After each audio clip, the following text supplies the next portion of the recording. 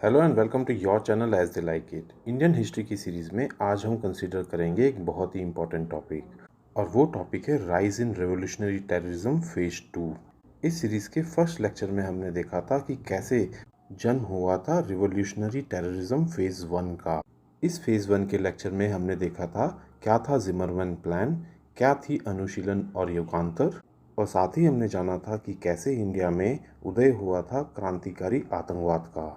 इसके अलावा हमने देखा था क्या था मुजफ्फरपुर, हावड़ा सिपुर, दिल्ली लाहौर कॉन्स्पिरेसी केसेस, क्या था चापेकर ब्रदर्स का केस, और क्यों कर्जन विली को असैसिनेट कर दिया गया था। इसी के साथ हमने जाना था रिवोल्यूशनरी एक्टिविटीज़ आउटसाइड इंडिया को भी, जिसमें हमने देखा था कि होम रूल सोसाइटी क्या है, बर्लिन कमेटी क्या थी, अभिनव भारत क्या था, और क्या था फ्री इंडिया, और क्या रोल प्ले किया था मैडम बीकाजी कामा और श्यामजी वर्मा ने। अगर आपने अभी तक ये सभी लेक्चर्स नहीं देखे हैं तो इट इज़ रिक्वेस्टेड कि आप इनको देख लें ताकि कंटिन्यूटी में ये टॉपिक आपको समझ में आ पाए। आइए पहले देखते हैं कि कैसे राइज हुआ था revolutionary nationalism. Chauri Chaura incident के बाद नॉन कॉपरेशन मूवमेंट को सडनली सस्पेंड कर दिया गया था। नॉन कॉपरेशन मूवमेंट को सस्पेंड किए जाने के गांधी जी के फैसले को पूरे देश में क्वेश्चन किया गया। देश में कई जगह पर यूथ्स नेशनल लीडरशिप की fundamental strategy of non violence को खुलकर क्वेश्चन करने लगे। इन यूथ्स को स्वराज पार्टी की पार्लियामेंट्री पॉलिटिक्स भी अपील नहीं कर रही थी, और ना ही उनको नो चेंजेस का patient and undramatic constructive work appeal कर रहा था। कई रिवोल्यूशनरी टेररिस्ट लीडर्स को महात्मा गांधी और CR दास ने non violent mass movement non cooperation movement को ज्वाइन करने के लिए रिक्वेस्ट किया था, और कई रिवोल्यूशनरी लीडर्स ने कांग्रेस के 1920 के एक नागपुर सेशन को अटेंड भी किया था। अब यही लीडर्स चौरी चौरा इंसिडेंट के बाद नॉन कॉपरेशन मूवमेंट को सस्पेंड किए जाने से काफ़ी डिसअपॉइंटेड भी थे, और पूरे देश में एक kind of political vacuum create हो चुका था। ऐसे में ये यूथ रिवोल्यूशनरी लीडर्स इंस्पायर हुए revolutionary movements and uprisings in Russia, Ireland, Turkey, Egypt and China से। अब कई यूथ्स इस आइडिया से अट्रैक्ट हो रहे थे कि इंडिया को लिबरेट सिर्फ वायलेंट मीन्स से ही किया जा सकता है, क्योंकि नॉन वायलेंट मीन्स का रिजल्ट वो नॉन कॉपरेशन मूवमेंट के फेलियर से देख चुके थे।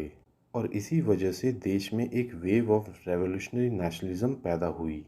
ये रेवोल्यूशनरी नेशनलिस्ट लीडर्स थे GC चटर्जी, सूर्या सेन, जतिन दास, चंद्रशेखर आज़ाद, भगत सिंह, सुखदेव, शिव वर्मा, भगवती चरण वोरा एंड जयदेव कपूर जैसे बड़े लीडर्स। यहाँ पे ये फैक्ट जान लें कि ये सभी बड़े लीडर्स एक्टिव पार्टिसिपेशन में रहे थे in the non violent non cooperation movement में। इस समय पे पूरे देश में दो रेवोल्यूशनरी नेशनलिज्म की ब्रांचेस पैदा हुई। एक ब्रांच थी पंजाब, यूपी और बिहार की, और दूसरी ब्रांच थी रेवोल्यूशनरी नेशनलिस्ट्स ऑफ बंगाल। ये दोनों ब्रांचेस सोशलिज्म के फिलॉसफी से प्रभावित हो रही थी, और इसका एक बड़ा कारण था रशियन रिवॉल्यूशन, जब एक यंग सोशलिस्ट स्टेट को देखा गया कि वो कैसे कंसोलिडेट कर सकता है अगेंस्ट अ मेजर इन्फ्लुएंस।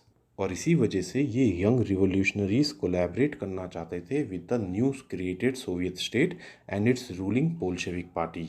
और इसी कारण से इस रिवोल्यूशनरी नेशनलिज्म को इम्पैक्ट कर रहे थे सभी communist groups, ideals of socialism as well as Marxism. आइए अब जानते हैं हिंदुस्तान सोशलिस्ट रिपब्लिक एसोसिएशन के बारे में, HSRA।